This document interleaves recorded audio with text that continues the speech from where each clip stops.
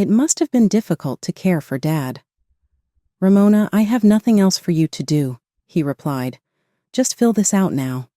A divorce document bearing her husband's name was presented to Ramona.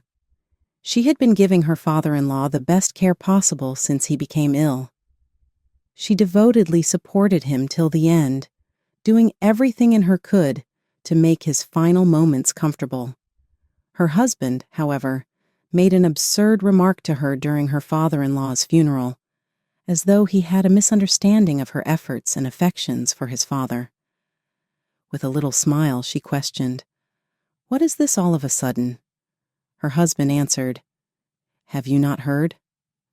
I desire a divorce since that Dad is no longer with me. Other than taking care of Dad, there's no reason to stay with you. I want to live with another woman. In addition, I'll give you $5 million in alimony. Please let me go." How could he harm someone with such ease and without thinking? Such inquiries confused her judgment and caused her to feel quite sad. Knowing that her husband no longer viewed her as a wife or even a woman made the pain obvious.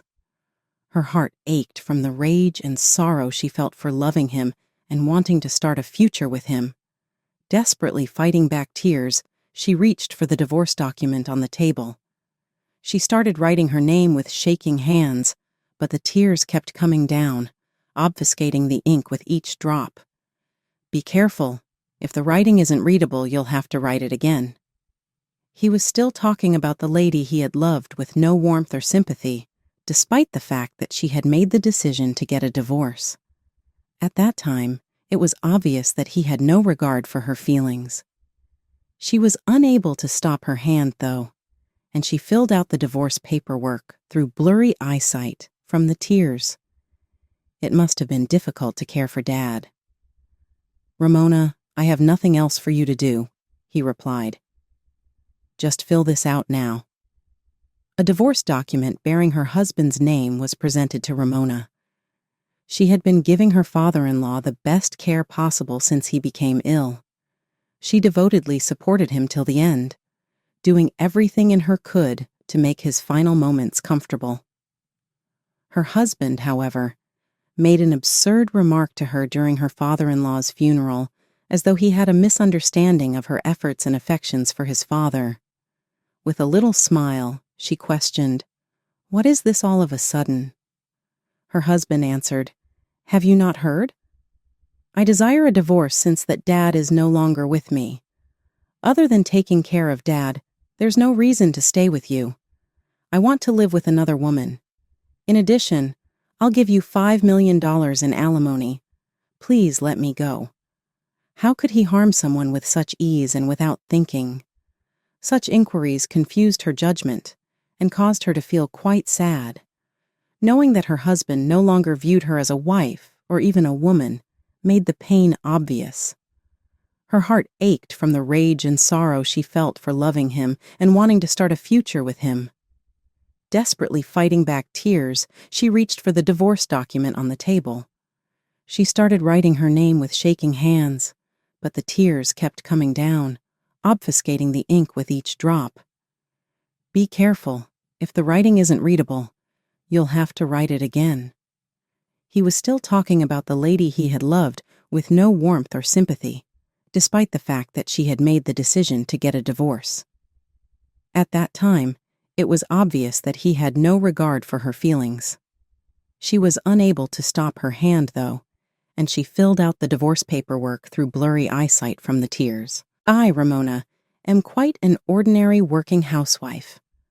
I married Marvin a few years ago, and we have since been living a quietly happy life together.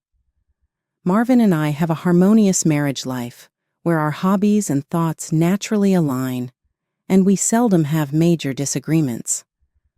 While some believe it's important to clash to deepen understanding, I feel maintaining a peaceful everyday life without strife is also a form of happiness. I thought my peaceful daily life with Marvin would continue unchanged. However, one day I suddenly received news that my father-in-law had collapsed.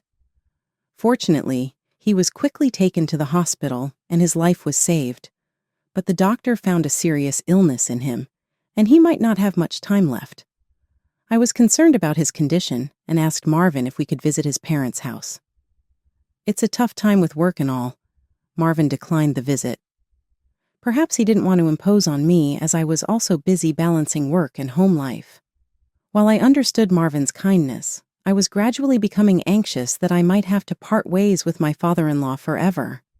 One day, amidst these fears, Marvin suddenly said, "I want you to come to my parents' house. You are experienced in caregiving due to your job, and I want you to help with father's care." At that time, it seemed that my mother-in-law was the only one caring for her husband, but it was a significant burden for her as she was also elderly. Marvin's sister, Lindy, lived at home too, but she had work, and it was difficult for her to spare time for caregiving. On the other hand, since Marvin was working, we wouldn't struggle financially even if I quit my job to focus on caregiving. The fact that my job was in caregiving might also be one of the reasons I was initially reluctant to quit my job. But given my father-in-law's health and the need for care, I decided to leave my job and take care of him. The reality was that Marvin earned more than I do. If we lived together at my parents-in-law's house, our expenses would decrease and our financial burden would be lessened. Thus, we decided to live at Marvin's parents' house and take care of his father. Once I actually began caring for my father-in-law, I truly realized how difficult it was. Moving my elderly father-in-law from a bedridden state was especially very demanding physically. However, he was a very calm person and never complained about my care. Instead, he always thanked me, saying, "Thank you, Ramona." His words made me feel relatively at ease mentally.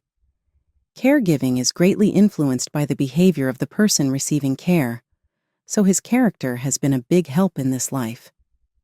I had one question.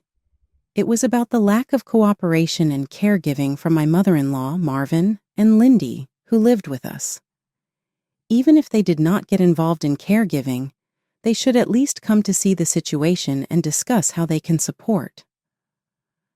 I decided to ask Marvin indirectly, being careful not to sound too critical. Marvin's response was unexpected. "It now takes twice as long to commute to work from this house, and you want me to help with Dad's care after coming back from work? There's nothing to be done for a sleeping father." While Marvin's words might have some truth, there were parts I still couldn't accept internally. I have asked my mother-in-law and Lindy similar questions, and their responses were shockingly cold.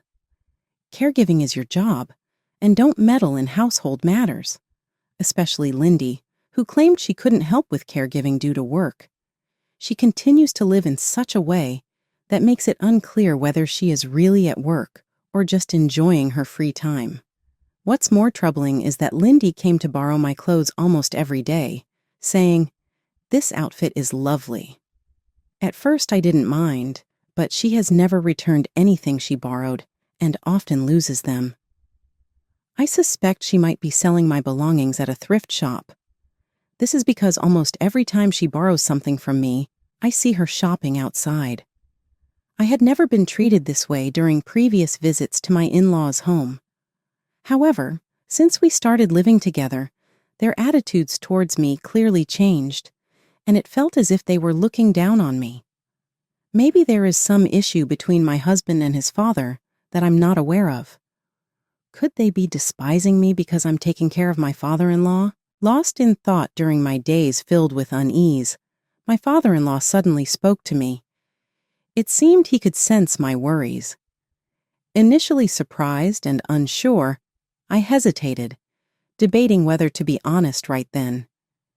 But if he didn't ask me at that moment, I might continue to dwell on it indefinitely. As a result, my father-in-law might start to doubt my feelings and grow distrustful towards me. Thinking it would also be concerning for my father-in-law if I remained silent, I decided to ask him about this issue. "I'm concerned about the relationship between Marvin and you, father-in-law. I wonder if there might be some problem. I don't mean to pry, though."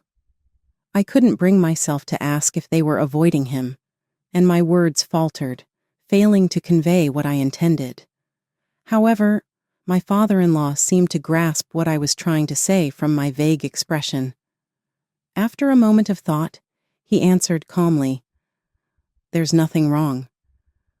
"What's the matter?" Pressed further by my father-in-law, I felt I couldn't escape and spoke honestly. "I'm concerned that Marvin, your wife, and Lindy hardly ever come to see how you are. It's a difficult situation to even discuss caregiving." Hearing this, my father-in-law simply said, "I see," and then suggested something astonishing. "How about I pretend to be dead to check everyone's feelings?" I was taken aback by such an unimaginable suggestion and immediately objected. That's not acceptable. It was an utterly unreasonable proposal. If my concerns are wrong, Marvin and the others might be terribly saddened, and it could lead to irreparable consequences. There must be other ways to confirm their feelings. Nevertheless, seeing my father-in-law pleading with a lifetime request, I reluctantly agreed to help. That day when everyone was at home was the only chance to carry it out. I repeatedly asked my father-in-law, "Are you sure we should do this?" But his mind was set. With resolve, I headed to the room where everyone was and shouted loudly, "Father-in-law has lost consciousness. Someone come quickly." I felt Marvin and the others running towards us as my father-in-law closed his eyes and held his breath. As they entered the room, I said, "He's not breathing." I was nervous my act would be discovered. The three of them looked shocked and exchanged glances, unsure of how to reveal the truth and where to say it was a lie. I was panicking when I heard clapping. With the sound, the three of them burst into cheers and rejoicing. "We did it! Dad's inheritance is $5 million. Maybe I'll quit my job with this much money. Dad sure was tough. Make sure you share with me, too. I want to buy new clothes. Good for you too, sister-in-law." I was stunned by their words. The three of them were clapping and celebrating. I could not understand why there would be cheers and such reactions to the news of his death if it were true that he had passed away. Maybe I could have endured it a bit longer regardless of the emotions and reactions of those left behind. Those are things the deceased should not know. Still, it was something I wanted to avoid at this moment. "I understand your feelings now." Struggling with his immobile body, my father-in-law sat up and said calmly while staring at Marvin and the others. Marvin and the others were shocked as if a dead man had suddenly come back to life, and they exclaimed aloud. The surprise was short-lived, as they realized this had all been an act. Then Marvin and the others started making frantic excuses, saying, "Oh, what did we talk about again? It's obviously a lie. We would never seriously say something like that." After that, their glares turned towards me. "Ramona, this is your fault. You won't get away with such a foolish act. You must have instigated Father. Come here." Marvin grabbed my hand and dragged me to the bedroom. My father-in-law tried to explain desperately, but his voice was too weak compared to their loud accusations and couldn't stand against them. If Marvin and the others had truly been mourning his death, I could understand them being angry at what I did. However, their anger was merely a backlash against me for exposing their true feelings. I was deeply disappointed by their actions. In the bedroom, I was subjected to unspeakable verbal abuse from Marvin, and from that point on, the harassment against me began in earnest. I was spoken to harshly whenever seen, and faced terrible discrimination during meals. My food was so bad it seemed fit only for animals. I was also locked out and confined in an outdoor shed to keep me away from my father-in-law. The shed was poorly maintained and dusty, making it difficult to breathe. I managed to clean it up a bit to make it somewhat livable, but my heart never rested. It seemed that Marvin and the others were now cooperatively taking care of his father. I wondered why they hadn't done this from the beginning. Yet for them, this was merely an act to regain lost trust, and without that incident, they likely would never have cared for him. After a while, my mother-in-law came to the shed. I thought I wouldn't be allowed to see my father-in-law again, so I was taken aback by her words. "Don't think I've forgiven you." Dad said, "Why can't you do it like Ramona? If Ramona isn't the one caring for me, I won't leave the $5 million inheritance to you." So, I had no choice.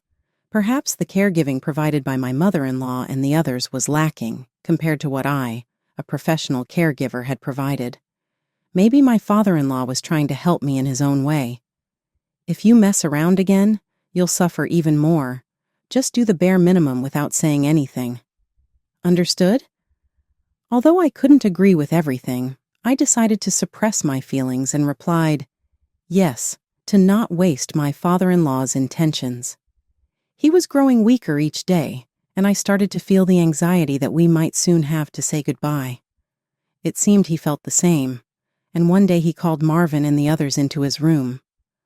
When Marvin and the others were called, they asked with concern, "Are you okay?" But their expressions and attitudes seemed to betray a sense of inconvenience. Maybe it's just that I can't see Marvin and the others in any other light now. Upon hearing his words, their faces suddenly lit up with smiles. "I've caused a lot of trouble since I got like this. This is a token of my gratitude. I'd like you to accept it. Maybe you all could use it to go on a trip and relax." With that, my father-in-law handed them tickets for a trip to Hawaii. Marvin, my mother-in-law, and Lindy held the tickets and were visibly delighted. "Can we really go to Hawaii?" Like children, the three of them were excited about going to Hawaii. My father-in-law, seeing their reaction, smiled joyfully, but also looked somewhat apologetic as he spoke. "Sorry, but there are only tickets for 3, and one person will have to pay their own way."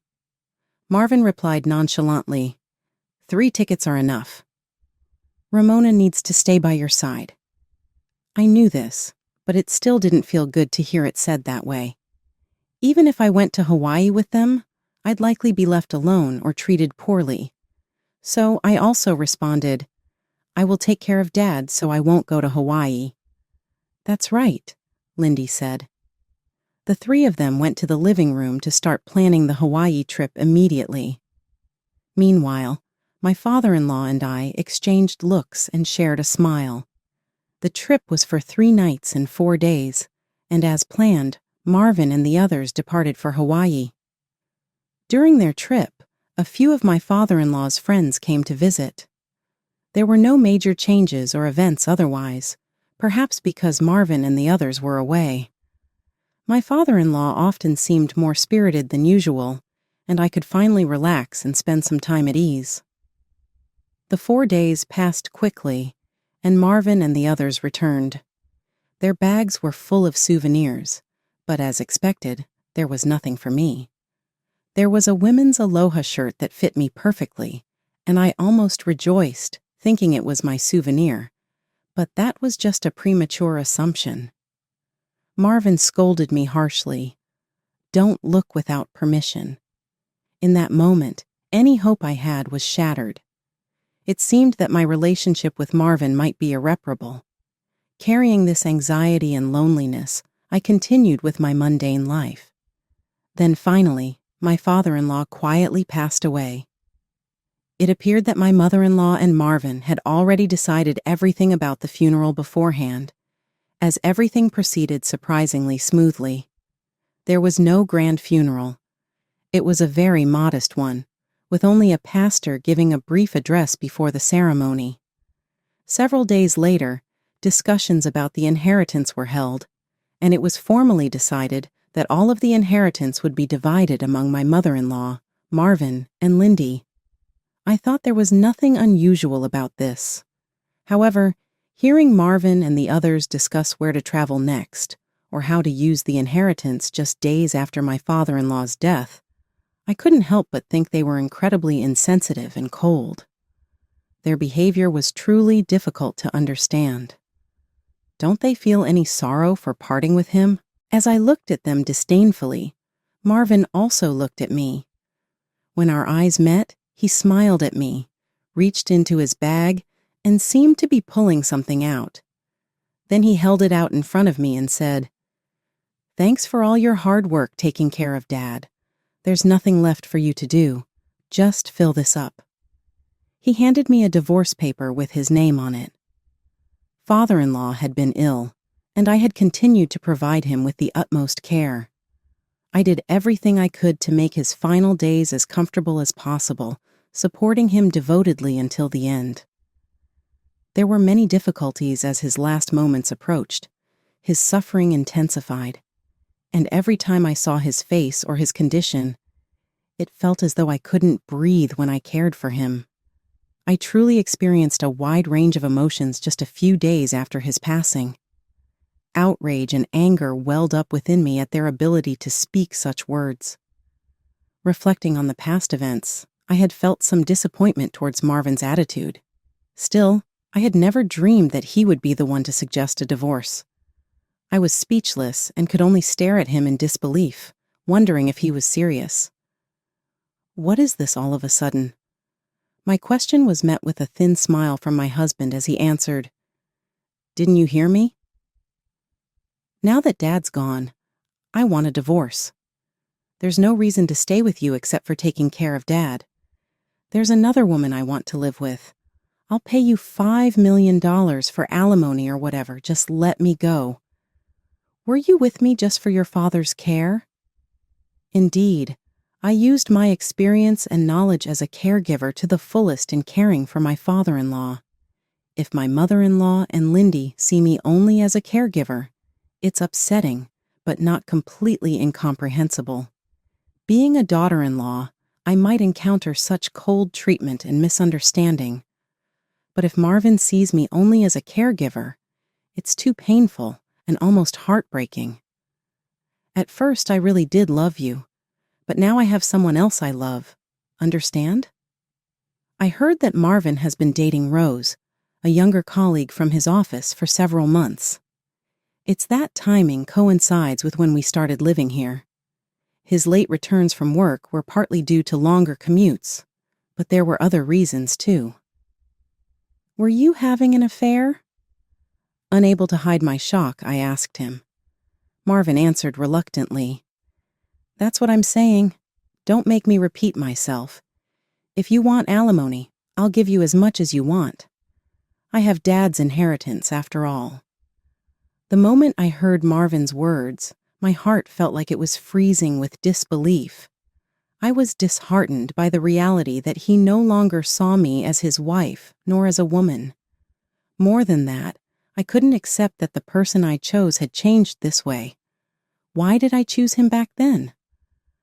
I forcefully grabbed the divorce paper from the table, holding back tears as best as I could. With trembling hands, I began to write my name, but the tears kept falling, blurring the ink with each drop. "Be careful. If the writing isn't readable, you'll have to write it again." An unbearable pain overwhelmed me. Even though I had decided to get divorced, I had loved him when we got married. The words that came from his mouth now lacked any trace of compassion for a woman he had once loved. It was a clear moment when I realized that Marvin did not care about my feelings at all. Yet, I couldn't stop my hand, and through my tear-blurred vision, I finished writing the divorce form. But I couldn't accept a divorce without doing something more. I felt I needed to retaliate somehow. Driven by a strong belief that he needed to take responsibility, I resolved to claim a share of his assets. I thought of this affidavit as one way to do so, and I set the amount Marvin should pay at $30,000 and wrote it down clearly. "I said any amount is fine, yet you set it at $30,000. That shows what kind of woman you really are. You can forgive what I've done for $30,000. Did he understand even slightly how much pain and hurt I was in? He was utterly despicable.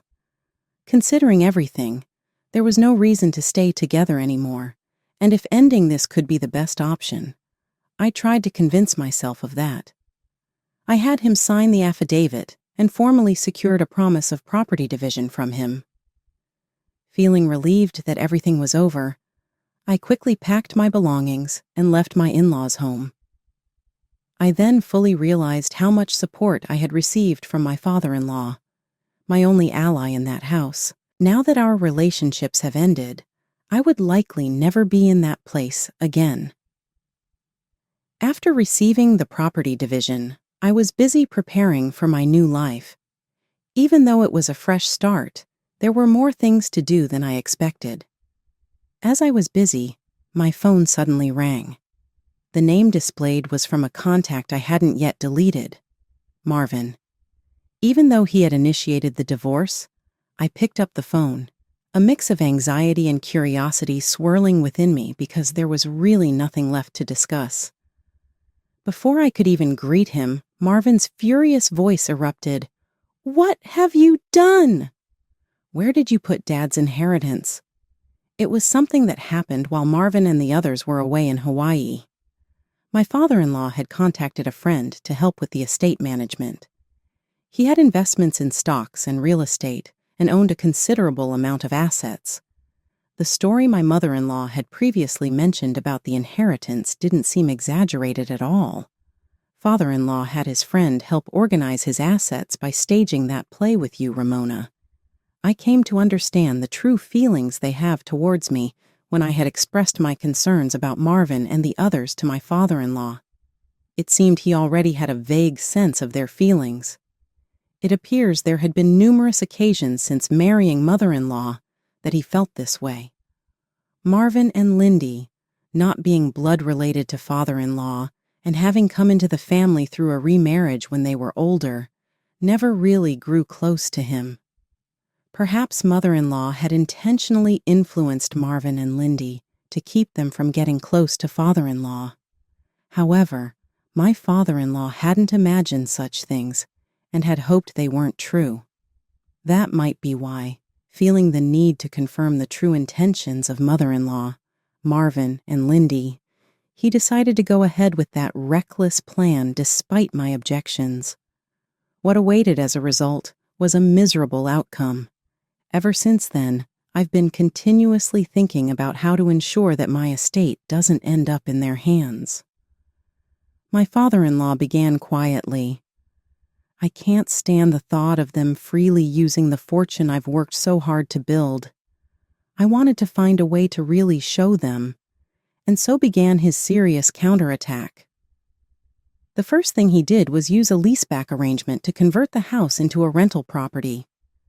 With this method, the ownership of the house was transferred to a real estate company, and Marvin and the others needed to pay rent each month to continue living there.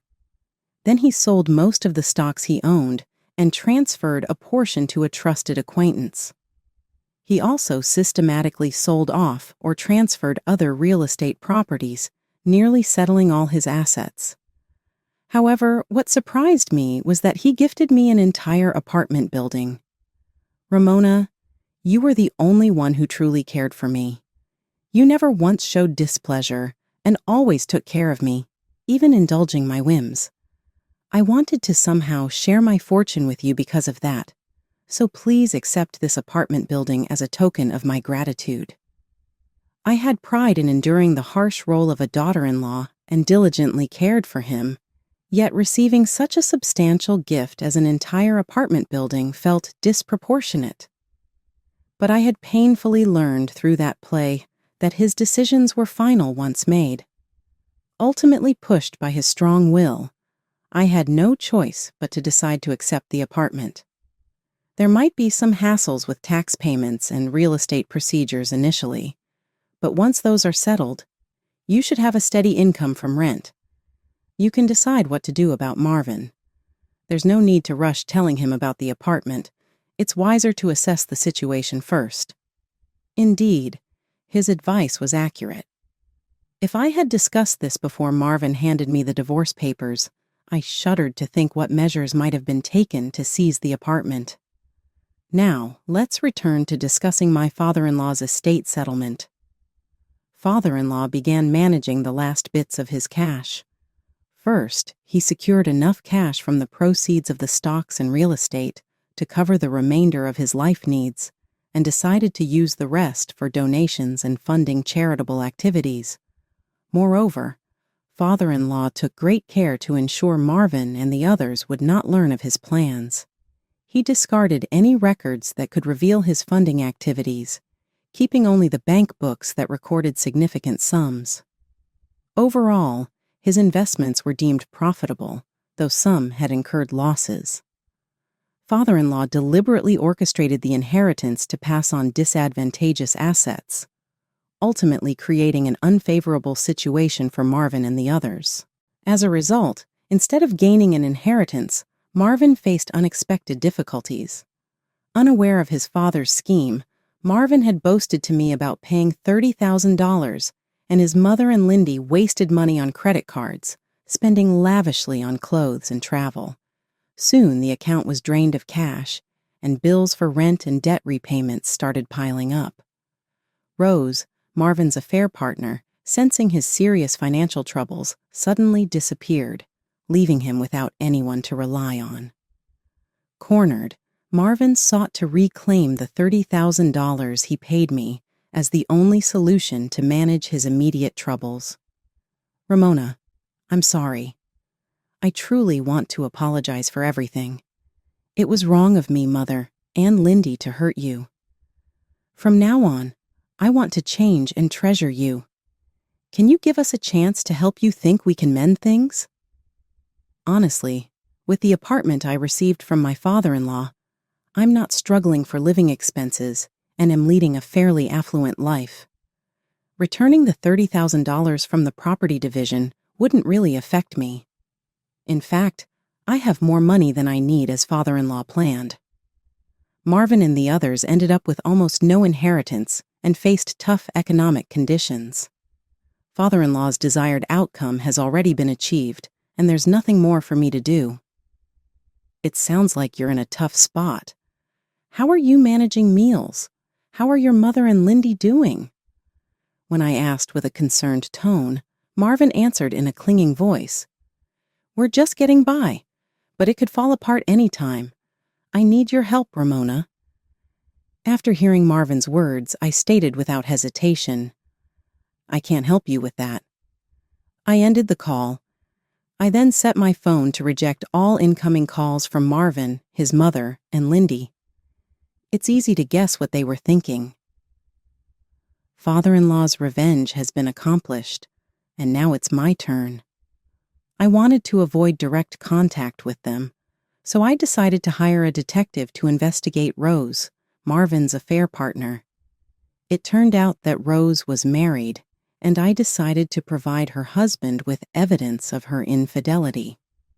The evidence I provided was only testimonial, but either her husband was exceptionally capable or Rose was quite careless. Decisive evidence soon surfaced, and once again, Marvin was forced to pay a property settlement. The situation worsened, and both his mother and Lindy suffered damages. As the saying goes, when the money goes, so does the relationship. Marvin's financial hardships only deepened the rifts between them. Constant arguments filled the house. They became unable to pay the rent and eventually had to leave the house. Thus, they even lost the place for them to argue. It was discovered that Marvin had borrowed money through illegal means to pay off his debts, and he was taken away. Lindy started working night shifts, struggling to pay off her debts, and I learned that their mother couldn't find employment anywhere and was living in a homeless state. It's impossible not to feel that the difficulties and hardships they are currently facing are entirely of their own making and are pitiful